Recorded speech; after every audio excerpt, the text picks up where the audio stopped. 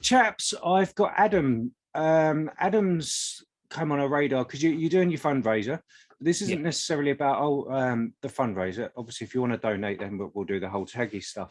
But it was more you uploaded a video. Was it a week ago? Yeah, it was on Sunday, I think it was. And the impression I got from it, and if I'm wrong, I do apologise, but the impression I got from it is you suddenly just became aware of your own mental health. Yeah, so I started having issues last year, and I tried various different things to obviously cure it, and it just seemed to be getting worse. And I just got to the point where if I was going through it, I figured that other people probably were, and I just wanted to do something to try and highlight that, really. Okay, so it's what did you try and did you use the term cure? What did you try and cure?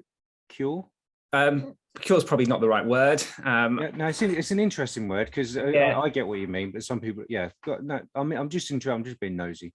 No, that's fine.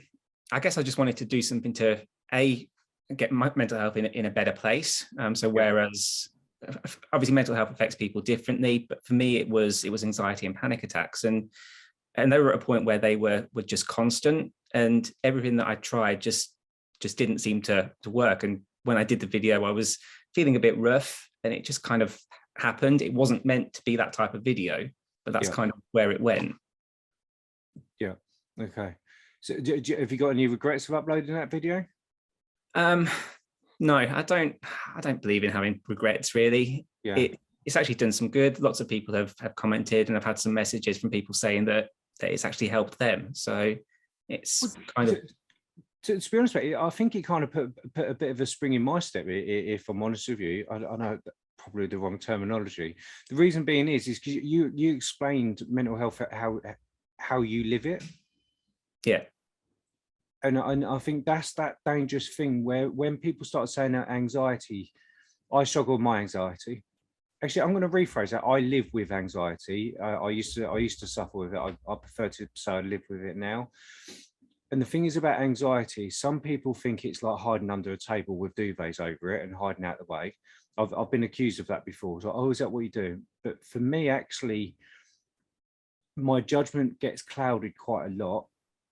And the good thing is my wife can rein me in on that. But I know my trigger tipping point, my hearing goes supersonic. And for me, that's how's anxiety for you? I don't want to trigger you, by the way. Sorry, mate.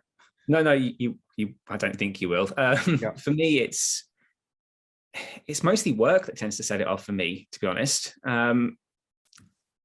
I work in sales, so it's really target driven. Yeah. And sometimes I can be having a really good month, but I'll suddenly start to panic about work and hitting those targets, and then it'll kind of roll into anxiety, and suddenly I'll feel myself starting to obviously have panic attacks, and it will just constantly go on for weeks, and then suddenly it'll stop, and then it'll come back again, and it's just... Sorry, go on. No, sorry, I was being very interested because I have seen on LinkedIn you've had a reasonable amount of support, and I think some of those are from your employers as well, haven't they? Yeah, so and that's crucial, I think. But go on, I'm intrigued on that one. Yeah, a couple of weeks ago, I sent an email around about the fundraiser I was doing, just saying that I'm doing this. Would anybody want to support me? And I didn't even realize I'd done it, but apparently, well, obviously in the email, I'd started to put about the issues that I had, and why I was doing it. And I hadn't twigged that I'd put that into the email until I started getting emails from my boss saying, well done on talking openly about it and everything. That's kind of where it came from, really. Because people don't talk about mental health at work. And for me, if I hadn't had that support, I think I would have been in a lot worse place than what I am now. Yeah, no, I'd have to agree with that one. And so were your bosses surprised? Because for me, it's just nice to hear an employer, especially for somebody who employs a salesman, because I've heard some horror stories where, especially like recruitment, not all recruitment, but before anyone pipes up, I've known recruitment consultants, because that is very, very stressful, very stressful. And you have to be a bit of an arse to do that job as well. I've known people to lose their jobs. Yeah, I mean, when it first kicked off for me last year, I was having a really bad time. I couldn't leave the house. I booked appointments to go and see customers, and I wouldn't sleep the night before, and I'd wake up in the morning and I just couldn't leave my house. So it got to the point where I had to tell my boss about it at that point. Yeah. And he was really supportive, but we kind of kept it between, well, us really and a couple of sort of close people. So Yes. so they'd known back then, and I'd always been really supportive of it. But I guess then it went from the email with the whole company knowing, and actually the whole company has been great, which is nice for me. Yeah. Obviously nice for everybody else who may be going through it as well. So let me ask you one question. I don't want to put you in a situation. How does that make you feel that actually you've probably purposely or not purposely, by accident, woken up your employers to just being a bit more? It sounds like they already were. I don't want to make out like you got bad employers, because you clearly have not. But you've probably given a bit of insight or inspiration, confidence, whatever those buzzwords would be, to somebody else in your office or whatever, to go, actually, I'm feeling a bit crap myself. How does that make you feel? Because I'm proud for you for doing it, mate, to be honest. Yeah, I think to be fair, my employers have always been good at that type of thing. Yeah. But there's one thing to know that your employees are good about it, but it's another thing to talk about it. And that's a very valid point. Yeah. I think that hopefully by me doing that, if anybody else is suffering, they will realize that actually I can talk to somebody else in the company, whether that's talking to me to get advice on how I've handled it, or talking to one of the management team to get the support that they need, whatever that may be. But for me, you spend most of your time at work and with your work colleagues, so it's important for them to know and to hopefully be supportive in it. And no, well, good on you, and good on your employers as well. I think it's very good, more so because if you do sales for a living, I think it's kudos to you. Are you allowed to say what your company? We don't allow brand stuff, but you know what, I have to give credit. Are you allowed to say who your employer are? yeah, it's a company called Supermax. There you go. Well done to you. Absolutely well done to you. So did you end up going down the whole doctor route, or did you? Because you just sound like one of these guys. If I've got it wrong, I apologise. But there are some people out there, they don't need a doctor. They just need people around them to listen. No, go on, sorry. I started off with realising that I had an issue myself. So my first step was to try counselling. So I did some sessions with a counsellor last year, which covered various different coping techniques and everything. And at first I thought that had helped. But obviously last week I had a bad week, which is how the video came about. And that's kind of gone into this week. So I actually spoke to my doctor for the first time about it on Tuesday. Yeah. So that's the first time I've spoken to a GP about it. Right. Okay. But it sounds like you're coming through I don't want to be diagnosing you, or I don't know what I'm trying to say there. But it's kudos to you, mate, for actually just being well aware of it and actually trying to do something. Can I just ask, you don't have to answer, but how long did it actually take you to go, I need to speak to a counsellor or a doctor? Or probably a good couple of months. So I think it kind of started off just being a minor bit of anxiety. I'd have a panic attack occasionally. And as the frequency increased, it was like, well, I need to do something about this, because it's not right and I'm just going to get worse.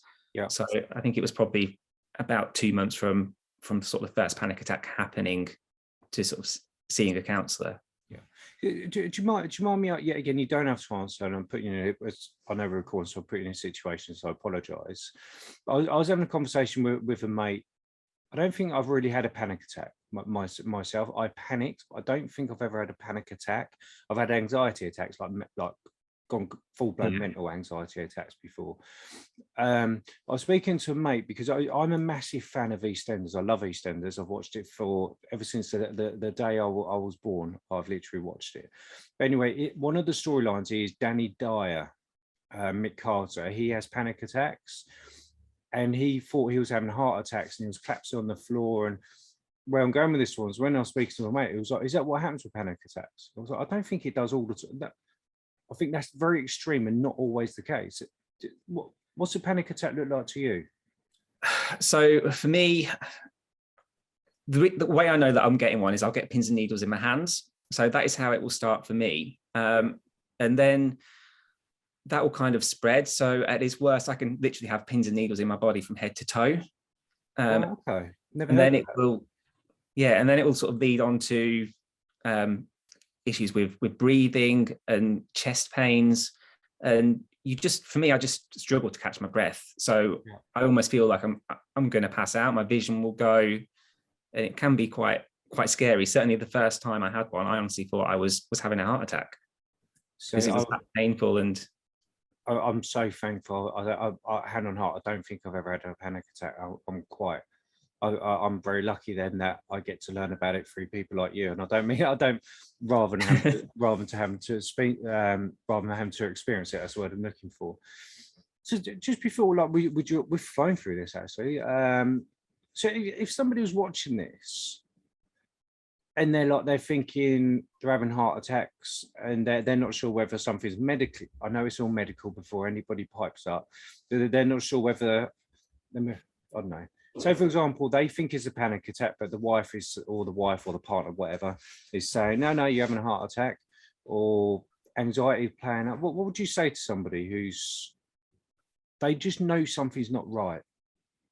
Firstly, I think with that type of thing, as I said, the first time I had it, I honestly thought it was a heart attack. And I'm relatively fit and healthy. I work out a lot. So I think initially, if you have that symptom for the very first time, you need to speak to a doctor because it could actually be a heart attack. So there isn't really a way for me to differentiate it, because in that moment, that's how it feels. And obviously now I've had multiple panic attacks. I know, well, yeah, this is just a panic attack. Yeah. But if you've never had one before and you're in that situation, I would always say probably check medical advice just to be safe. Yeah. Really. And just to cover the charities backside as well, always get medical, always speak to a doctor, and all of this kind of stuff. And that. So just to prove the thing, I'm one of these people. I'm always ragging around on motorbikes, racing tracks, and all sorts. And I remember I was walking around with a bad back for 3.5 weeks. I went to the hospital after being nagged, and I broke my back. Wow. So I think just to prove that thing is that you might think you're right. Seriously, just go to a doctor. The doctor's always the first port of call. So when you're in that how do you, I don't want to say pull yourself out, but it's the only thing I can say. How do you pull yourself out and get back from a panic attack? I tend to use breathing techniques. So I'll try to slow my breathing down, try to slow my heart rate down, just to basically get myself back into some form where I'm feeling like I can walk. Then I'll try and get outside and get some fresh air, because that tends to help me. But different people will have different techniques and way they cope with it. But the worst part about it is the after effects. The panic attack is bad, but it's the worrying about the next one and when is the next one going to hit. And I'll find after one, I'll just be drained for hours, just feeling tired. And wow, okay. So I've just never heard anybody. Obviously, I normally have like little quick conversations before and after, like we did the videos, but I've never actually gone into this much detail of panic attacks. So kudos to you, mate, actually, because I think it's more so. It's one of those things I just don't think men really admit to as panic attacks. And I've seen people have panic attacks before, men, and some of them look like they're army. They're what we call double R bastards and all this kind of stuff. And I've seen them keel over before. But it's I don't think I've ever had the conversation of what's going on in the head while that's happening. So you've actually educated me on that. So massively thank you. But did you speak to any charities, or other than your doctor? Did you speak to any charities, or how did you learn about how to deal with panic attacks in your way? Part of it was obviously through the counselling I had. That obviously focused on that quite heavily, because that was the reason for going. So that's pretty much where it all came from me with managing it and stuff. But generally now I know when I'm going to have one, so I can put myself into a situation where I'm safe, I'm somewhere quiet. The only issue is I've been waiting outside customers and I've had a panic attack before going in. which Well, okay. quite a daunting situation because you're sat in your car or whatever, and then you've got to go in and see a customer and do a meeting 10 minutes later. So that's when it's at its worst, really. But that's something you can only just get better at. I don't know whether that's appropriate to say that, really, isn't it? It's just because I think the thing is, especially when it comes down to mental health, I think I'm probably going to upset somebody, and I don't mean to. Like with me, I'm high functioning BPD, and I'm also high functioning depressive. The BPD, I can pretty much control that, because do I control it, or does the wife? I'm not sure, because she knows my trigger points better than I do. But that only works because I'm willing to listen to her 95% of the time. But the thing is with me is the depressive stuff. But where I'm going with this, I'm well aware that I will probably have to live with that for the rest of my life. And you know what? I'm cool with that, because I'm not suffering with it. I'm now living with it. It's just part and parcel. But where I'm going with this one is the more I educate myself, I'm going to consistently have those blips from time to time, but I learn how to deal with them quicker. Yeah. Do you think that would be the same with you?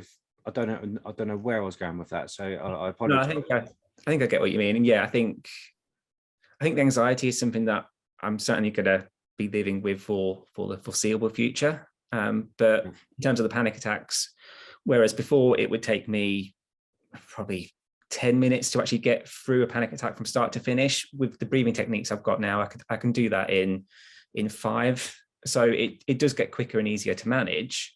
So you do train, so you can train yourself out of it. I don't mean that how that sounds. It's just whatever I say, I'm going to upset somebody. So it's, and everybody is different, and I don't think you can stop a panic attack, or certainly I've not found a way to stop one from coming on. But I've found a way to get through it quicker, to get my breathing back under control, and to stop the symptoms of the panic attack, I guess, is the.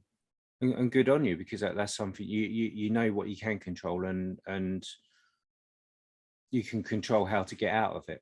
Yeah, exactly. And whatever else. And yet again, everyone's so different. What would work for you wouldn't work for me, and vice versa. No. I do think sometimes it's about learning how to deal with stuff just that little bit better.